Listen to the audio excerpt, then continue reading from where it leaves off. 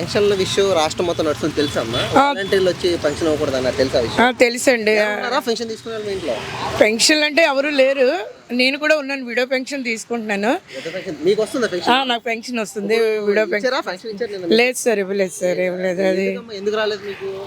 ఎందుకు రాలేదంటే ఏం చెప్పాలో తెలియట్లేదు, చాలా ఇబ్బందులు పడుతున్నారండి. ఫస్ట్ జగన్మోహన్ రావు గారు ఇంటింటికి వాలంటీర్లతో పెన్షన్లు పంపించేవారు. అది ఆపేయడం వల్ల చాలా వృద్ధులు, వికలాంగులు, అనారోగ్యంతో ఉన్న వాళ్ళు కూడా చాలా బాధపడుతున్నారు సార్. ఎంత ఇబ్బంది అవుతుందంటే 1వ తారీఖు వచ్చింది అనగానే తెల్లవారితే 6 గంటకల్లా వాలంటీర్స్ వచ్చి పెన్షన్లు అవి ఇచ్చేవారండి. అలాంటిది ఈరోజు 2వ తారీఖు వచ్చింది. ఎన్నో అవస్థలు పడుతున్నారు ఆ ముసలి వాళ్ళ. ఈ ఎండలోని ఎక్కడికి వెళ్ళాలో ఎలా వెళ్ళాలో తెలియక చాలా ఇబ్బందులు పడుతున్నారండి. కానీ ఆ గవర్నమెంట్ అవతల వాళ్ళు చేసింది చాలా తప్పండి. ఎవరు చేశారమ్మా? ఎందుకు అయిపోయి మీ పెన్షన్? కమ్యూనిస్ట్ పార్టీ వాళ్ళు ఆపించారు, వాలంటీర్లు సర్వే చేయకూడదని చెప్పేసి. మరి అలా చేయడం తప్పు కదండి. అది ఎంతవరకు న్యాయం అని చాలా బాధపడుతున్నాం మేమైతే అలా చేయడం. ఉండేదమ్మా చంద్రబాబు అంటే అభిమానం ఉండేదా మీకు?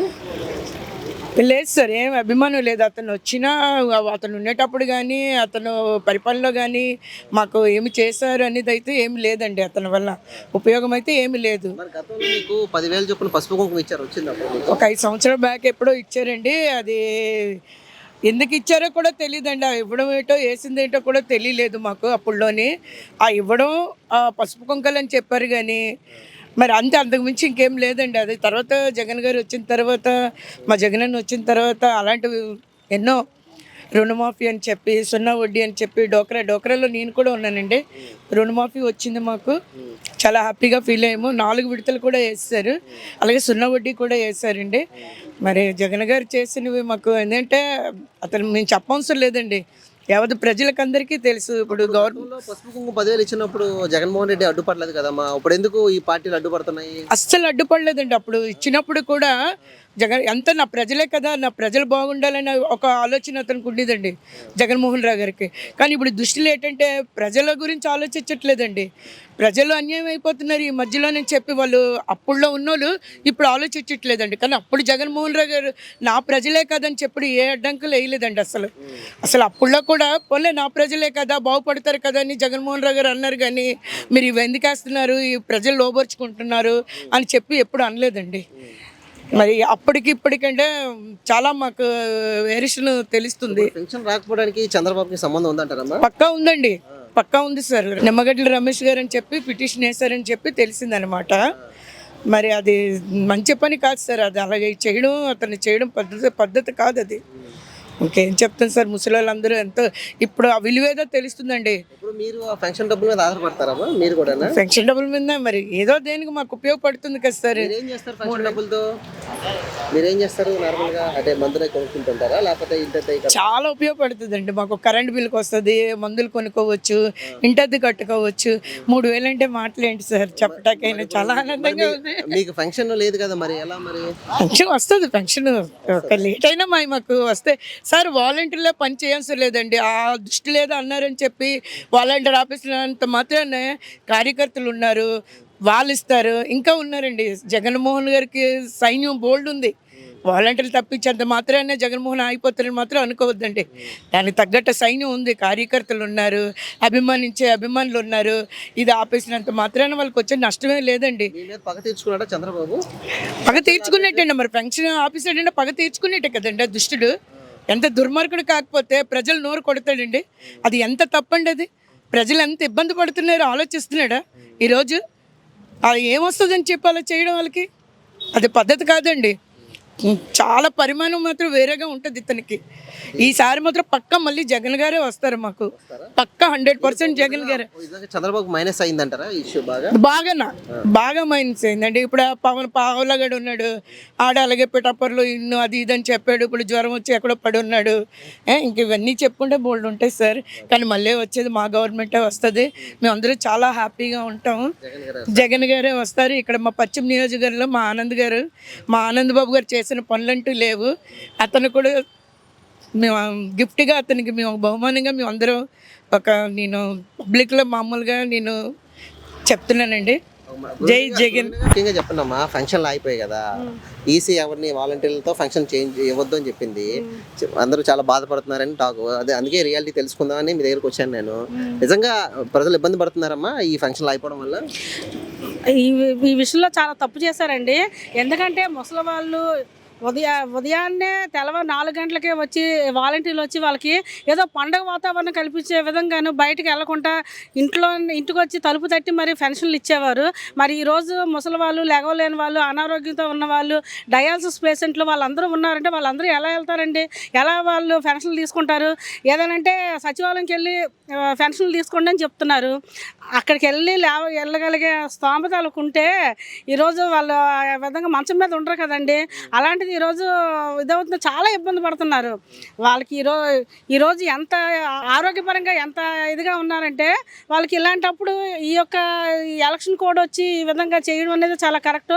అలాగే వాలంటీర్లు కూడా వాళ్ళు ఎంతో సేవ చేసేవాళ్ళు. జగన్మోహన్ రెడ్డి గారు ప్రతి ఇంటికి 50 కుటుంబాలకు ఒక వాలంటీర్ని ఇచ్చి వాళ్ళ బాగోగులు చూడండి, వాళ్ళ కష్టకాలు చూడండి, వాళ్ళకి ఏమైనా ఆపద ఉంటే ఇది చేయండి, తెలియజేయండి ప్రభుత్వానికి అని ఇది చేసినప్పుడు ఈరోజు వాలంటీర్ వ్యవస్థ కూడాను రిజైన్ చేయడం అనేది కరెక్ట్ కాదు. ఆ విధంగానే పెన్షన్లు కూడా చాలామంది ఇబ్బంది పడుతున్నారు. ఏదో కొంచెం ఆరోగ్యంగా ఉన్న వాళ్ళు వెళ్ళేవారు, కానీ ఈరోజు ఇవంటే ఉండదు కదా. వాళ్ళకి ఎలాంటి వస్తుంది? ఇదైతే కరెక్ట్ కాదు. ఎవరు ఉన్నారు అనుకుంటున్నారు ఈ ఫంక్షన్ అయిపోవడానికి ప్రధాన కారణం ఎవరు అనుకుంటున్నారు? చంద్రబాబు నాయుడు గారి ప్రభుత్వం అనేసి అనుకుంటున్నాం అండి. ఆయన చేసిందే ఇదంతాను, లేదంటే జగన్. ఆయన ఏమని చెప్తున్నారు కదా, ఆయన ఏం చేశారు? అసలు జగన్మోహన్ రెడ్డి గారు ఏదైతే చేస్తున్నారో దానికి వ్యతిరేకంగా ఆయన చేస్తున్నారు. ఒకప్పుడు 14 సంవత్సరాలు నేను సీఎంగా ఉన్నాను చేస్తుంటే ఈరోజు ఆ రోజైనా సరే ఎవరికి ఏది కూడా పథకాల రూపంలో కానీ ఏది ఆయన ప్రొవైడ్ చేయలేదు. ఈరోజు ఏదైతే జగన్మోహన్ రెడ్డి గారు చేస్తున్నారో దాన్ని దృష్టిలో పెట్టుకొని ఆయన ఏంటంటే మంచి చేయకుండా మంచి చేసే వాళ్ళకి చెడు చేసే విధంగా చేస్తున్నారు అనమాట. దుమ్మెత్తి పోస్తున్నారు. ఎంత జగన్మోహన్ రెడ్డి గారు వచ్చిన ఎంత సంక్షేమ పథకాలు తీసుకొచ్చారండి. ఒకే ఇంట్లోన ఆసరా అని, విద్యాదేవన్ అనేసి ప్రతి ఒక్కరు కూడా చిన్నపిల్లల దగ్గర నుంచి పెద్దవాళ్ళ వరకు కూడా జగన్మోహన్ రెడ్డి గారు అవకాశం కల్పించారు. ప్రతి ఒక్కరు కూడా సంక్షేమ పథకాలని తీసుకొని ఎంతో హ్యాపీగా ఉన్నారు. ఈరోజు ఎంత బాధపడుతున్నారండి. అసలు మెయిన్ పెన్షన్లు అనేది ఫస్ట్ జగన్మోహన్ రెడ్డి గారు వచ్చిన ఫస్ట్ సంతకం పెన్షన్ల మీద పెట్టారు. ఈరోజు అదే ఇది ఈరోజు ఎలక్షన్ కోడ్ వచ్చిందని ఆ ముసలిగా ఉన్న వాళ్ళని ఎంత ఇబ్బంది పడడం అనేది కరెక్ట్ కాదండి. ఇది గతంలో 5 ఏళ్ల క్రితం పసుపు కుంకుమ చొప్పున 10,000 ఇచ్చారు, వచ్చాయమ్మా మీకు అప్పుడు? అప్పుడు నాకు డాక్రాలో నేను కూడా ఉన్నాను కాబట్టి నాకు వచ్చాయండి. అది అప్పట్లో ఎప్పుడు కూడా జగన్మోహన్ రెడ్డి ఆ 10,000 ఎందుకు ఇస్తున్నారని ఆపడం చేయలేదు కదా. ఎప్పుడు చేయలేదు. మరి ఆయన ఎందుకు చేయలేదు, ఈయన ఎందుకు చేస్తున్నారు? ఈయన ఎందుకు చేస్తున్నారంటే ఒక సైకో టైపు చంద్రబాబు నాయుడు.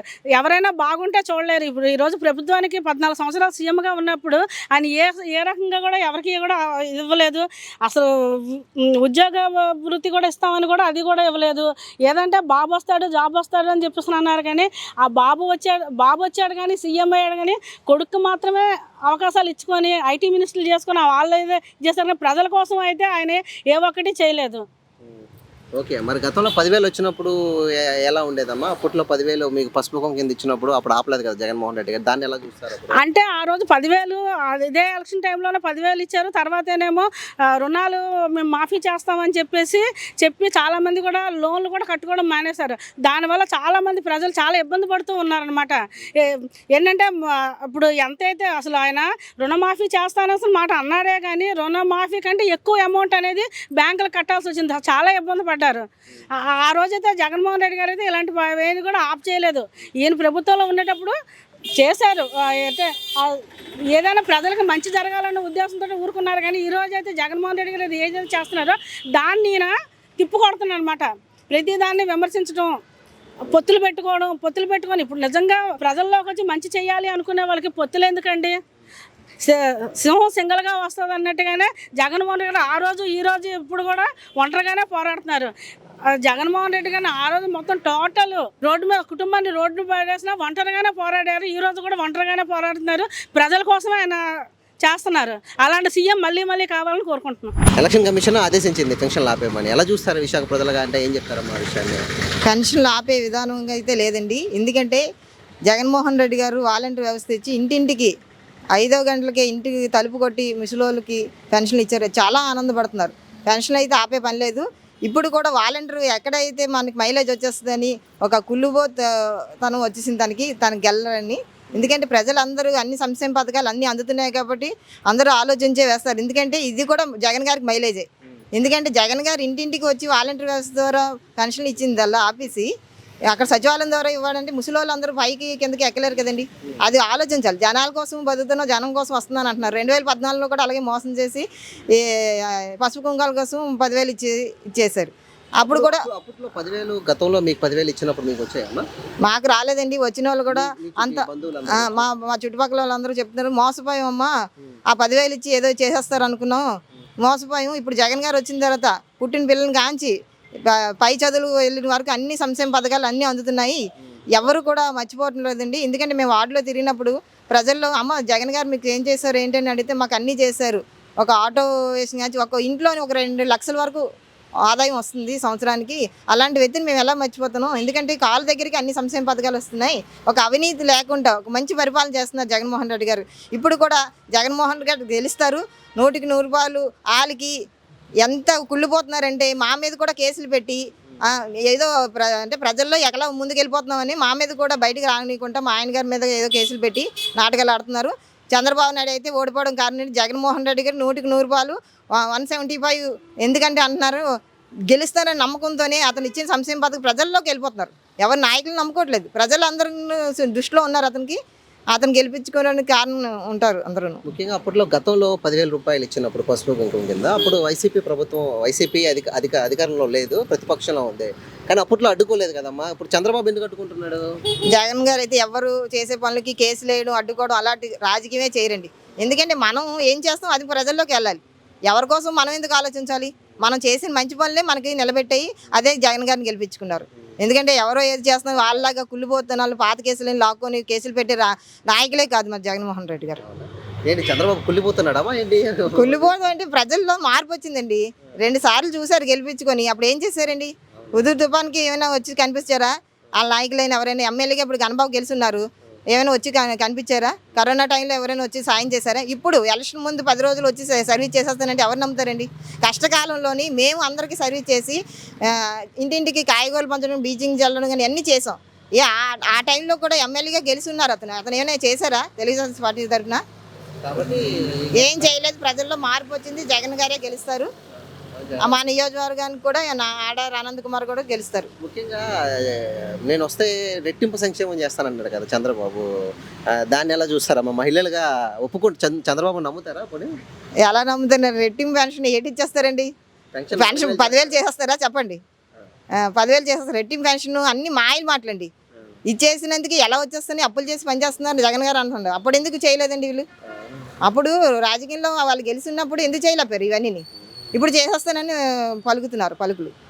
అప్పుడు చేయలేదు కానీ ఇప్పుడు చేసేస్తారంటే ఎవరు జనాలు నమ్ముతారండి? ఎవరు నమ్మే ఉద్దేశంలో లేరు. జనాలు కూడా మారారు. చంద్రబాబు నాయుడు నమ్మరండి. ఎందుకంటే చాయిస్ ఇచ్చినప్పుడు చేయలేనప్పుడు ఇప్పుడు ఎవరో జగన్ గారు చేసేస్తున్నారు, పథకాలన్నీ ఇచ్చేస్తున్నారు, అతనికంటే బెటర్గా చేసేస్తాను అంటున్నారు. చేసి చూపించమనండి. ఇన్నాళ్ళు చేయలేదు ఇప్పుడు చేస్తారని నమ్మకం ఎలా ఉంటుంది ప్రజల్లోని? నమ్మకం అయితే లేదు.